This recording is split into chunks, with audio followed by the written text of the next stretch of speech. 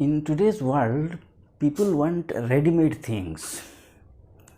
Since you can have a shirt instantly just by paying some 1,000 rupees, some 100 rupees, what is the use of going to a tailor and giving you the measurement and then again visiting the tailor's shop a week later to get your shirt? Not only that, not only about tailoring or stitching your shirt, even you people, why bothering about studying all the textual things and the huge volume books? Just purchase a guidebook and ask the teachers to provide some ready-made answers and learn them and get marks. That's it. This is what many of you also choose. It is not only about these things. In most cases, in many spheres of life, you find that people are happy with ready-made things, and Amazon and Zomato have made things easier. At your doorstep, they are ready with all the items, all the things, your biryani, your pizza, everything you are getting at your doorstep. Just place your order, pay some money and get it. And see, when you are at your comfort zone, you are lying in your bed and just placing an order and getting things in the ready-made way, there are some other people who are working. Those people who are supplying it, who are just providing the things at your door, they are working hard. They are running from here to there and making things ready for you. It is not only about such things, even about, interestingly, even about gathering wisdom. What about your study, your examination? That is something about gathering some information and writing in the exam and getting marks. Even about gathering wisdom, there are people who just want to imitate others. Let me make it easier that there are some people in the world, they are very few in number. They are called philosophers. Who are they? Philosophers are those people who are really wise men. They have their own principle of life. They have their own ideologies, and they have their own principles, and they follow them. They don't borrow the principles from others. They have their own principles, and the advantage of being a philosopher is that in the middle of crisis, when other people find it difficult to sustain, to survive, philosophers can live happily. They can live smilingly. This is where philosophers and common people differ. But like the things, other things, materials that I have given example earlier, that placing an order just while sitting at your home, you get the things at your doorstep at the cost of some amount of money. Can you do the same thing with regard to philosophy? That instead of being a philosopher, you just want to gather wisdom, to imitate philosophers and be like them. Is it that easy? This is the question that you will find answer to in this on not being a philosopher. On not being a philosopher, this means that the discussion in this topic, in this lesson, is about what kind of life you will have, what will happen to you, how it will be if you are not a philosopher. If you are not a philosopher, then what? Then how you will live your life? What kind of life you will have? What kind of advantages and disadvantages you will have if you are not a philosopher? That is the topic of discussion in this essay on not being a philosopher, written by Robert Lind. And this essay is written in a very nice style, and you will find a lot of relevance of this essay with your everyday life. There are many things that you will find: people's hypocrisy and people's choice to remain in their comfort zone and people's imitation of others. Many things of life you will find, and the author has presented these things in a very fantastic, in a very interesting way. There is humor, there is wisdom, there is a lot of interesting things in this essay. So I am not going to discuss in details about the author. About the author, Robert Lind, you will find on paragraph written, and you can read it and you can know about him.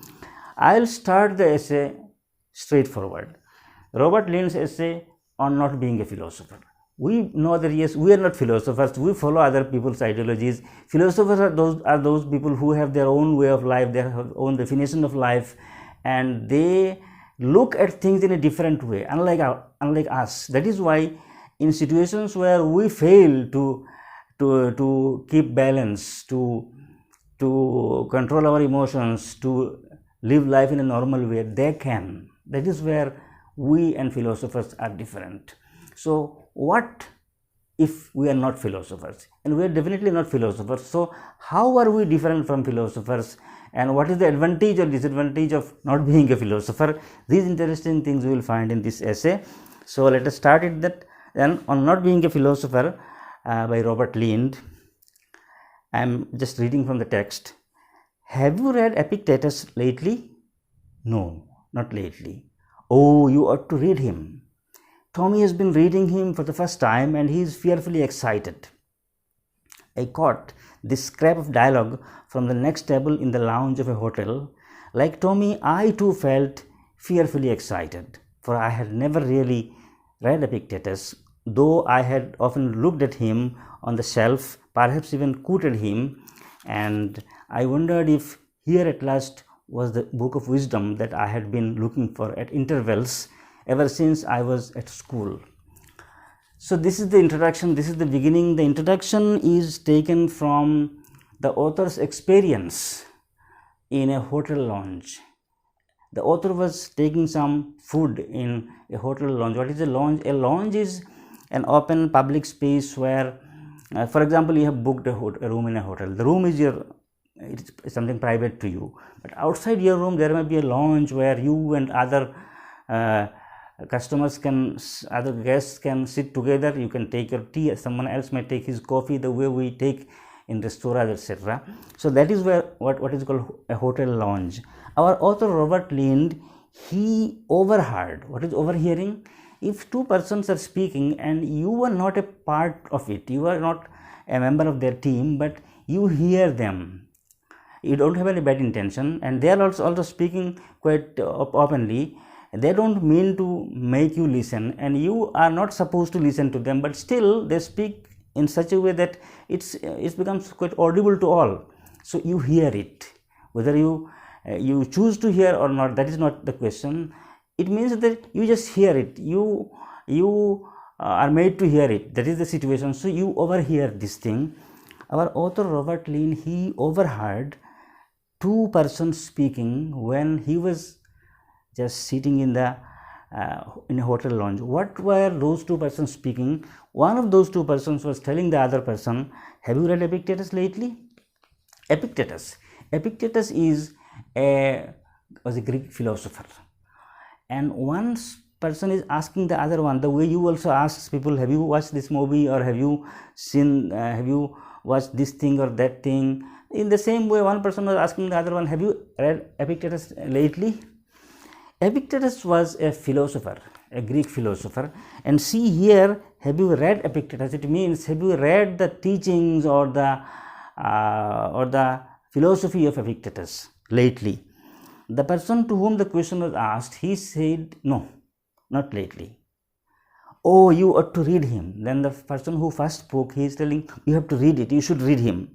And then he is adding, he is speaking about a third person, about one whose name is Tommy. That Tommy has been reading him for the first time and he is fearfully excited.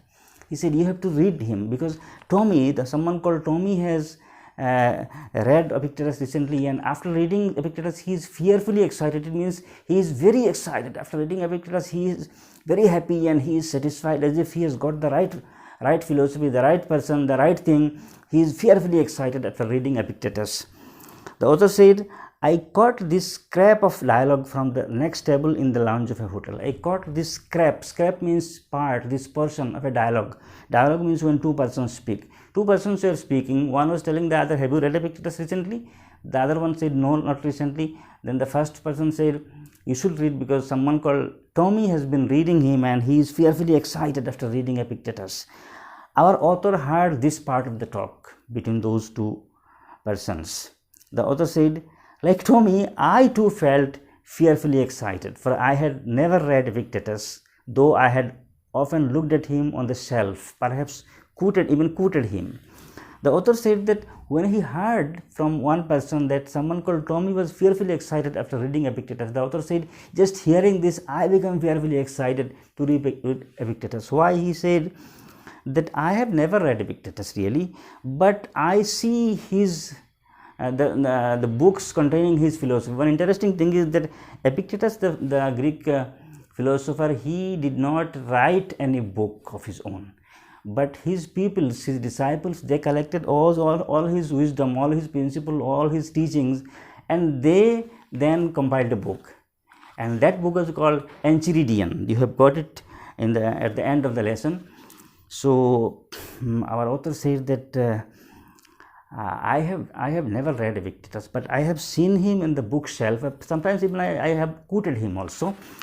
And when I heard that yes, Epictetus is someone whose writing has influenced me so much that one person is sharing this story with another one, this means Epictetus must have been someone really influential. He must be someone who deserves to be read. He must be someone whose teaching will have some influence on me. The author said, I wondered if here at last was the book of wisdom that I have been looking for at intervals even ever since I was at school. We have got some idea about the author's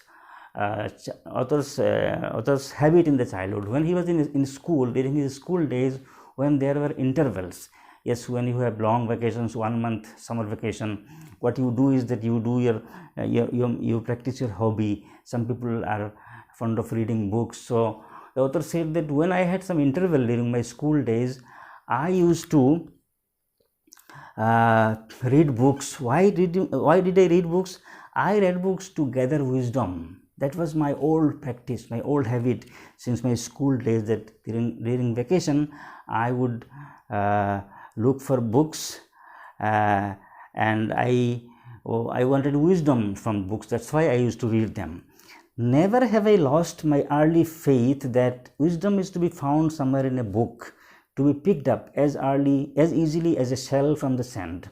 The author said that it has been his old belief, his childhood faith, his childhood idea that wisdom is to be found somewhere in a book. And if you get wisdom in a book, that is something easy for you. Why? Because getting wisdom from a book is easy. It is as easy as picking up shell from the sand. If you are in a beach and there is sand, and in the sand there is shell, you just pick up the shell from the sand. No difficulty is there. The same is the case with those people who read books, because they can also easily get wisdom from book. And this has been the author's faith since childhood, that yes, wisdom, if you want to get it, if you want to have wisdom, read books, because books will provide you ready-made wisdom. And the author said, I have never lost this faith, this trust on books. I desire wisdom as eagerly as Solomon, but it must be wisdom that can be obtained with very little effort. Wisdom, as it were, that is caught by infection. The author is comparing his eagerness, his fondness for getting wisdom with Solomon. Solomon is a biblical character who is known for his wisdom, for his intellect, for his power, and he is said to have ruled the whole world, and his reference is there in the Holy Bible and the Holy Quran also.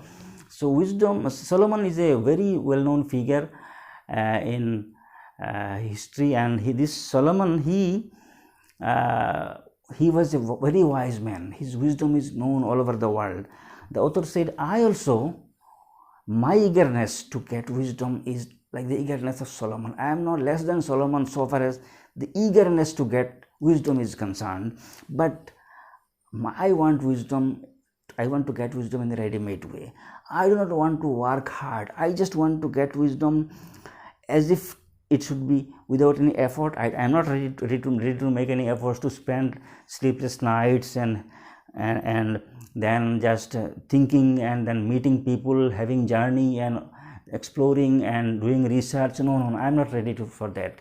I just want wisdom. Although my eagerness to get wisdom is like that of Solomon, but I want wisdom without any effort. I want wisdom that is obtained through infection. What can you get with infection? Just a disease you can catch with infection. Infectious diseases are there. If you just be in the company of a person who is already infected, then automatically you get infected. You don't need to do anything. You don't need to make any effort to get the disease. Just to be in the company of that person, without any effort you get the illness. The author said, I want wisdom in the same way, no effort, just in the same way as a person catches a disease without any effort, just by infection. I want to get wisdom in this way.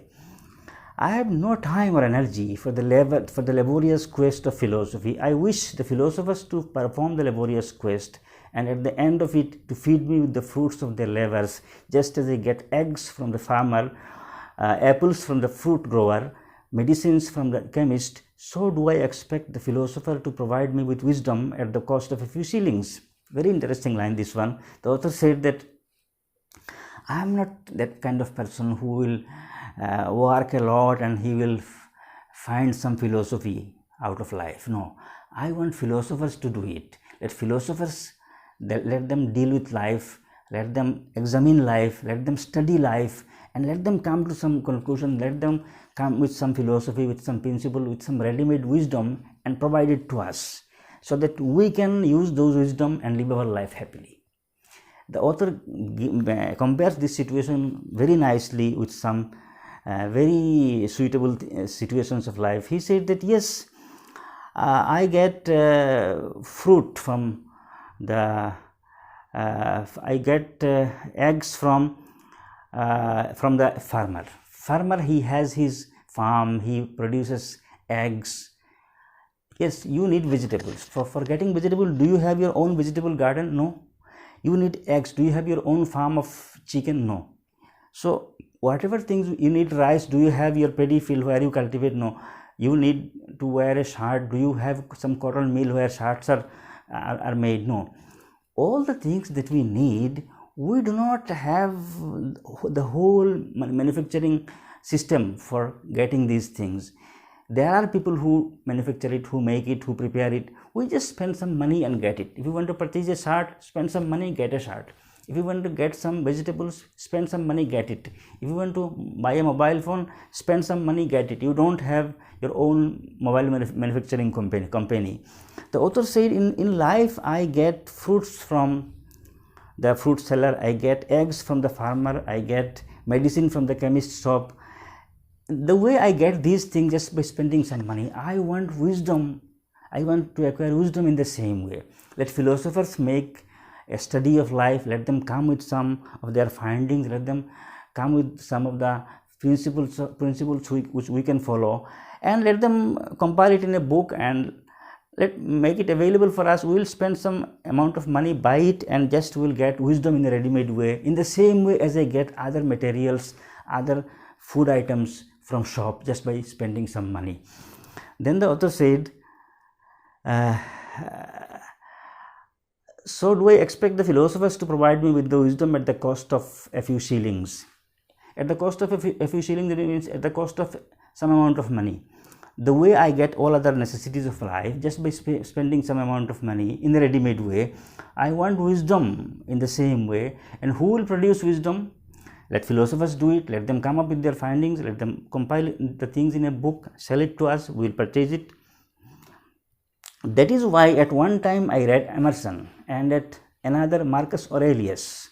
The author said, this has been my childhood faith, my childhood idea, that yes, a book is the thing which will ultimately provide you wisdom. A book is the outcome of a philosopher's findings, his researches, and the author has had this idea since childhood, and with this intention, with this thought, he had read Emerson, who was Ralph Waldo Emerson was his full name. He was a famous American poet and philosopher, and the author said, I had studied Emerson. I even had read Marcus Aurelius, who was also a philosopher, and the author said, to read them I hoped was to become wise by reading.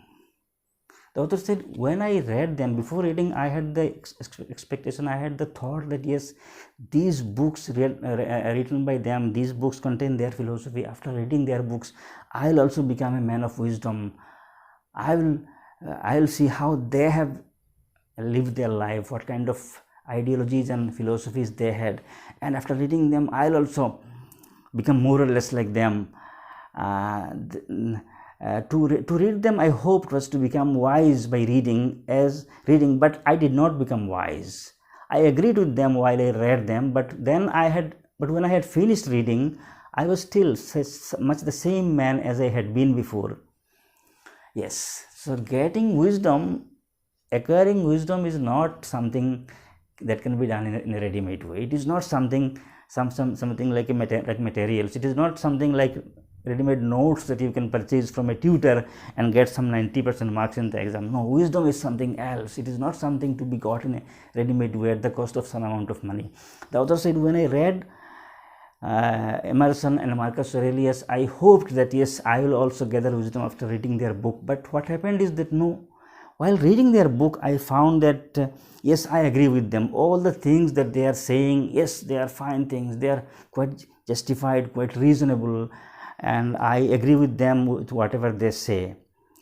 But when I finish reading them, then I find that no, in my thought, in my way of thinking, in my behavior, in so far as my mood is concerned, I am the same person that had been before reading them. So my reading of Emerson or Marcus Aurelius has no influence on my thought. They have not changed me at all. I have remained the same man, the man with the same old ideas. So just by reading their book, reading their philosophy, there has been no change in me. How am I the same person, and how is it that their teaching has no influence on me? The author is elaborating. He is saying that after reading Emerson and Marcus Aurelius, I found that I still the same man as I had been before, incapable of concentrating on things on which they said I should concentrate, or of being indifferent to the things to which they said I should be indifferent. While I read them, I found that they have in many places suggested that we should concentrate on certain things in life if we want to live life happily. The philosophers' view, philosophers like Emerson and Marcus Aurelius, they have suggested that they have advised that you have to concentrate on some things and you have to be indifferent to some other things. While reading, I found their explanation, their suggestion, their teaching is okay, fine.